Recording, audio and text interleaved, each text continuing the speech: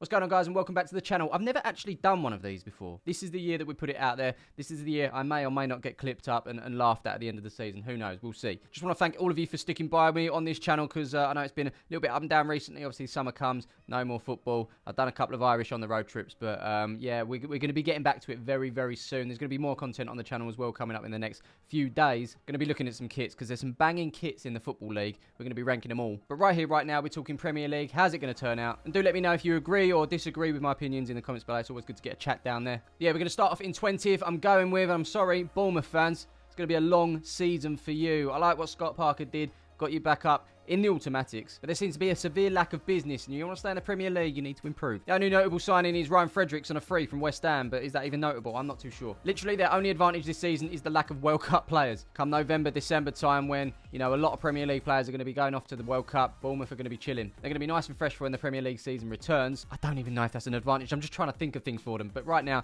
I have them down as 20th. Straight back down. I'm sorry. On to 19th. I'm sorry. I'm apologising again. I think the second season syndrome is a thing. Brentford. Surprised a lot of people last year. Did really well. 13th place finish. Ericsson came in and did so well, didn't he? But he's no longer there. I am actually surprised he moved on to the United, to be fair, but here we are. The question is, can Brentford replace him? Well, they've already got someone there in De Silva. Watch out for him. That may be a clue into what's going to happen with my fantasy team this year. Little 4.5 in there to save some money and get the big players. But yeah, De Silva could be one to watch out for. Who else did they get? Ben Mee on a free. Poet, know it. Obviously, he knows the Premier League. Captain Burnley, who also went down. Yeah, I do fear for Brentford this year. This is one of the ones I've gone bold with, so it may come back to bite me. Who knows? But for now, we're going Brentford 19th. In 18th, I'm only going to apologise for the ones that have gone down. So I'm sorry, Southampton fans. Really poor end to the season, wasn't it? In fact, a poor season in general as far as Southampton were concerned. I got a Rebo from Rangers. Also got Bazunu from City in between the sticks after Forster had gone to Spurs. And to be honest, I won't pretend to know who Sekou Mara is from Bordeaux. Cue all the kids in the comments right now. You don't know who Sekou Mara is? Yeah, I don't play FIFA. I'm sorry. And no, I didn't know that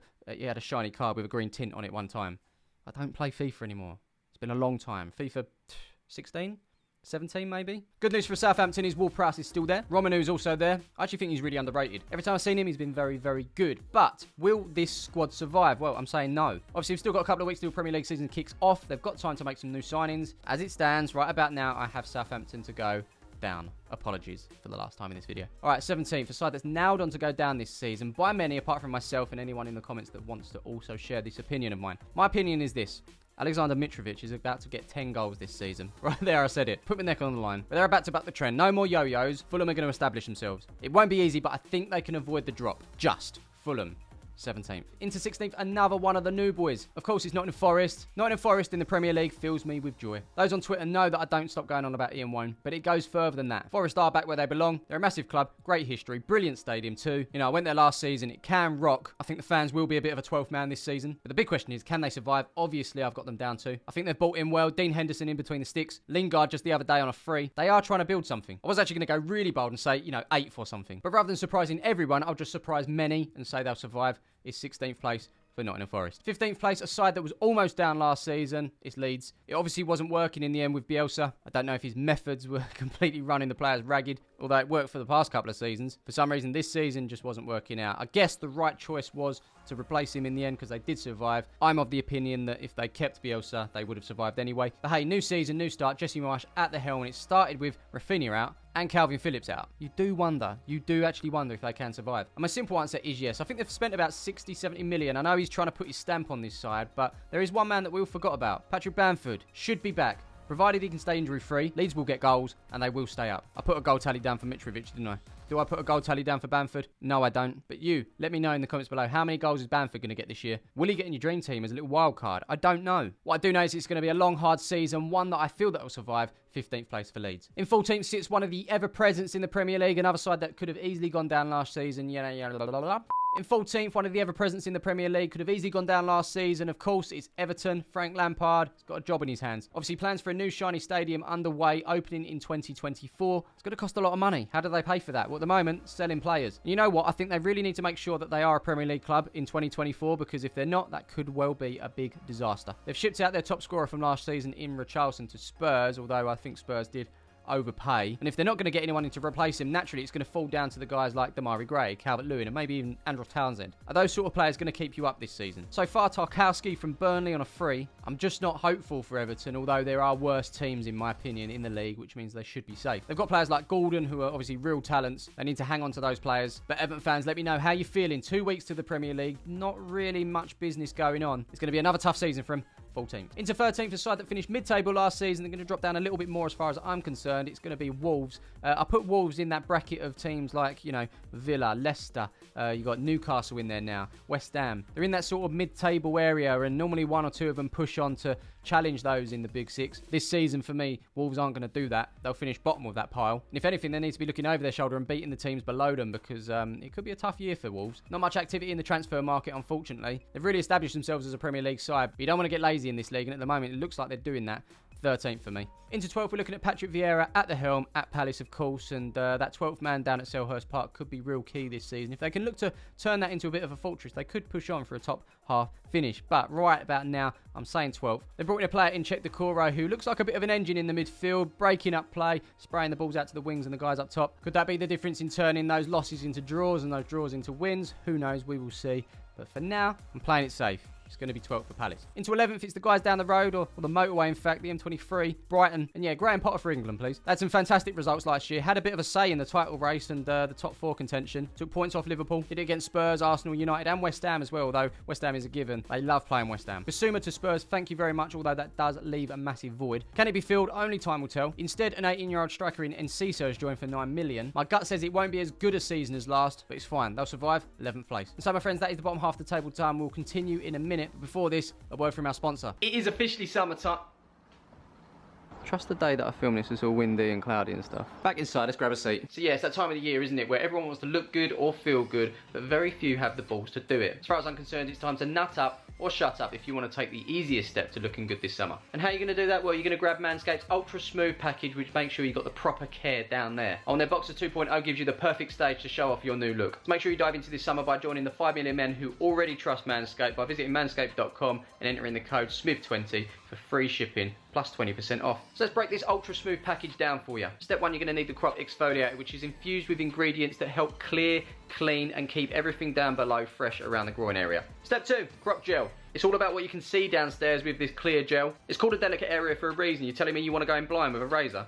Crop gel is in the package. Step 3, there's a man cutting grass outside, but not this grass. It's time to shave with a crop shaver. This razor has got 3 precision blades, includes extra wide lubricating strips and a pivoting head for the ultimate groin grooming experience. And by the way, all of these products are vegan, cruelty free and sulfate free, so you know your manhood is in good hands. Once you've chopped them up, make sure you grab the Manscaped 2.0 boxers. They're fantastic. They're ultra soft, moisture wicking, cooling and anti-chafing masterpieces fit for a king like you. That's right, you. And of course, you can grab yourself 20% off plus free shipping when you head to manscaped.com and use the code SMIV20 at checkout.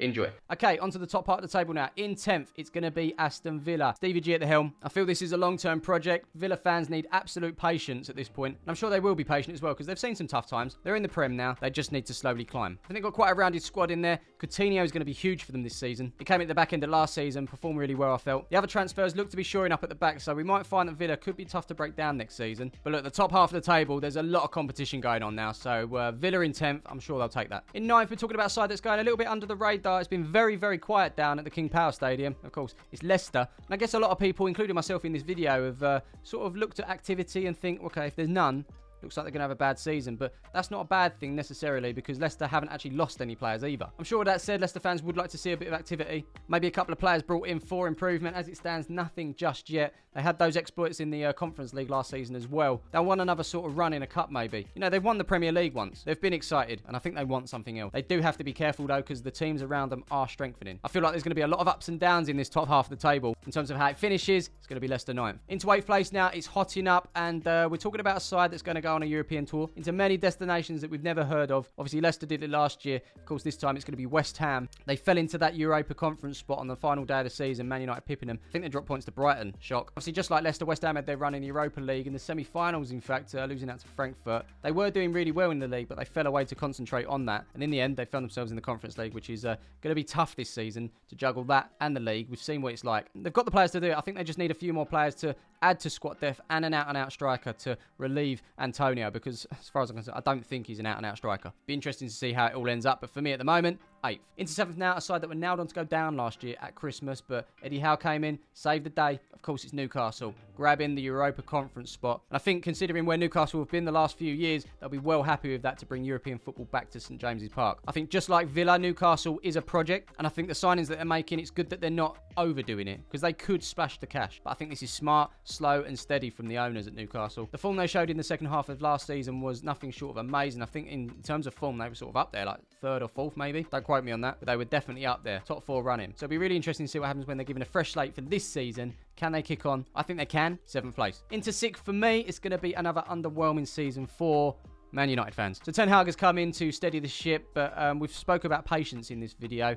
and Man United fans need patience, trust me. I think it's hard when you've had all this success, but you fall hard as well. You want to get back, but I do think they've had some players in this club over the last couple of years that think they're bigger than the club. Paul Pogba, one of them, he's out. That's good. Question marks over Ronaldo. Is he staying? Is he going? You look at Man United a couple of seasons ago, players like Fernandes flourishing. He was pretty much silent last year with everything running through Ronaldo. If they can concentrate on being a team again, you know, you've got Fernandes in there. Rashford can get back to being his best. Sancho, who's also a talent, is still very young. I think if they concentrate on that, rather than is Ronaldo staying, is Ronaldo going, and add in a couple more world-class players, bit of experience, they could do all right. But for me, I think it's about Ten Hag establishing his squad for this season, getting some more European football, maybe winning a trophy on the way. But to be honest, with the current squad, Ten Hag could just literally win the players over, get the dressing room back, and get everyone playing with each other again. They could easily come 4th. They may well come 5th, but for me, it's just going to be 6th for now. Okay, into 5th and missing out on Champions League football.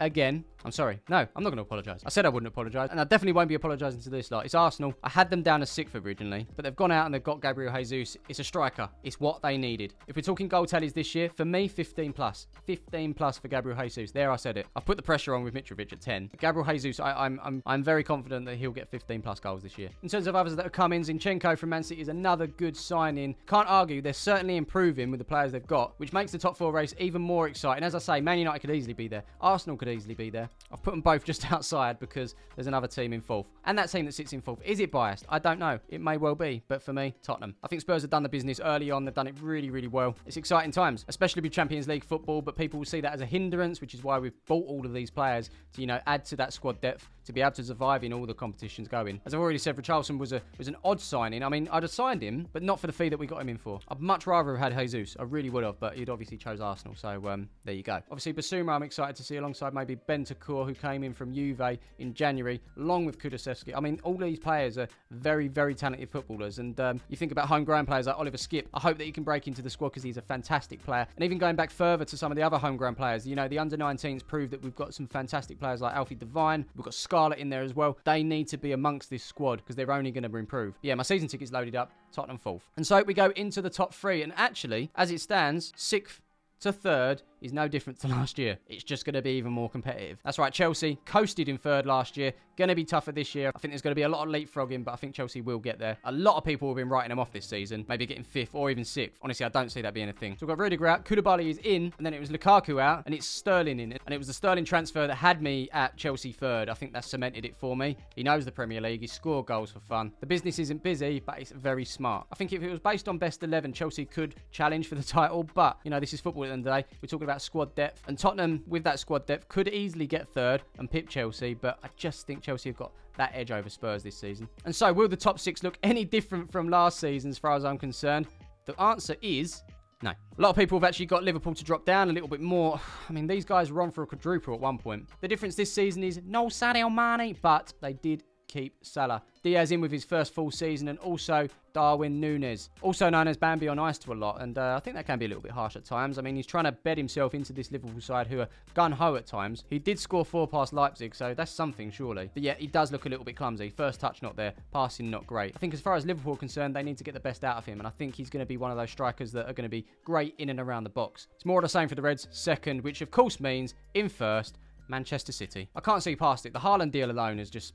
The other thing to consider as well is I mentioned Bournemouth with their lack of World Cup players. Norway not in the World Cup. Haaland will be chilling. And you look at all those players coming back from the World Cup who might be a little bit fatigued, a little bit tired. Haaland will continue to be gun-ho. You could say the same for Salah, in fact, for Liverpool. So it could be an interesting season between those two. Obviously, throw Mahrez into that mix as well. No World Cup for him. The big concern from the Haaland point of view is, will he settle in? I'm sure he will. I'm sure he'll hit the ground running. The only thing to consider is injuries. But City have played without a striker for a long time, which actually makes them stronger. If Haaland isn't having a great game, pull him off and you can get back to the City of old. Put it this way, if they don't win the league this year, they will massively have underachieved. So there you have it, my friends. That is my Premier League predictions from 20th to 1st. Let me know what you think in the comments below. Let me know your predictions as well. And obviously, we'll assess these come maybe the middle part of the season and most definitely at the end of the season. I'll be back soon with more videos on the channel. I will see you soon.